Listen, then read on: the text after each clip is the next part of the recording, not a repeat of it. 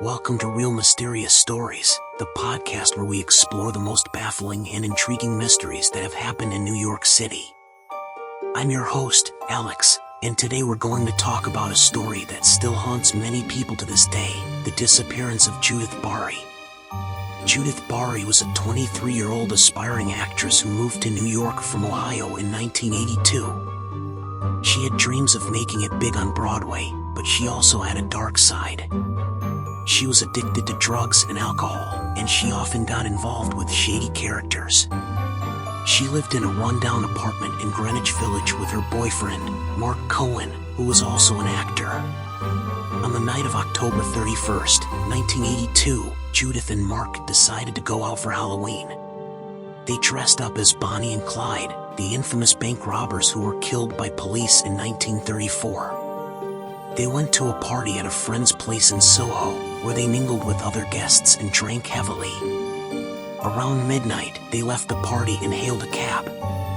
That was the last time anyone saw them alive. The next day, their friend who hosted the party tried to call them but got no answer. He assumed they were sleeping off their hangover or had gone somewhere else for the night. He didn't think much of it until he saw the news on TV. A cab driver had found 2 bodies in his trunk. They were shot multiple times and wrapped in plastic bags.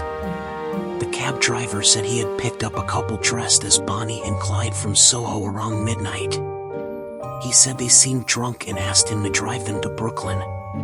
He said he didn't notice anything unusual until he heard gunshots from the back seat. He pulled over and ran out of the car, leaving the keys inside. The police arrived at the scene and identified the bodies as Judith Bari and Mark Cohen. They also found a note in Judith's pocket that read, "We are Bonnie and Clyde. We rob banks for fun. We don't care about life or death. We live fast and die young." The note was signed with their initials, JB and MC. The police were baffled by this case. Who killed Judith and Mark? Was it a random act of violence?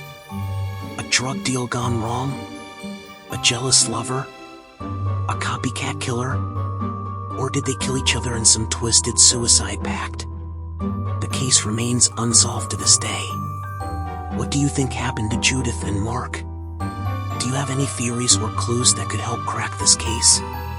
Let me know in the comments. Thanks for listening to Real Mysterious Stories. Tune in next week for another episode of spine-chilling mysteries from around the cities of the world.